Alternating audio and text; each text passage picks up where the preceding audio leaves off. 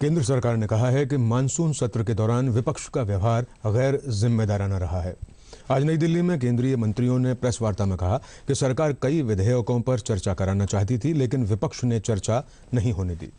संसदीय कार्य मंत्री प्रहलाद जोशी ने कहा कि संसद में विपक्ष का व्यवहार शर्मसार करने वाला था। उन्होंने कहा कि पहले दिन से ही विपक्ष ने सदन नहीं चलने दिया। केंद्रीय सूचना एवं प्रसारण मंत्री अनुराग ठाकुर ने कहा कि विपक्ष के हंगामे के चलते मानसून सत्र के दौरान लोकसभा में 22% और राज्यसभा में 24% काम हुआ। नए मंत्रिमंडल का भी परिचय कराने का अवसर तक नहीं दिया। मंत्री जो स्टेटमेंट देना चाहते थे उसको फाड़ने का काम भी किया। यहां तक कि माननीय प्रधानमंत्री जी ने नए मंत्रियों को कहा कि आप राज्यसभा में जाके डिबेट्स को जरूर सुनिए, बहुत क्वालिटी डिबेट्स होती हैं, आपको वहां समय लगाना चाहिए। लेकिन जब हमारा अनुभव आया, जब मंत्री वापस आकर मिलते हैं कि ये टेबल किस लिए है, नाचने के लिए है, किसका काम कुछ और है?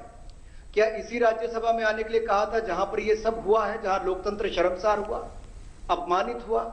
I am not comparing. At that time even discussion with the oppositions were not properly held. I was also MP at that time. In one term, Shri Dharmendra Pradhan ji was also there, Anurag ji was also there. शीशा तोड़ के अंदर आने का कोशिश किया। एक महिला कर्मचारी को घायल हो गए and she has given in writing that मुझे ऐसी घटना में घायल हो गए। टेबल के ऊपर चढ़ के ऐसे तो उस दिन कुछ बिल भी पारित नहीं हो रहा था जी।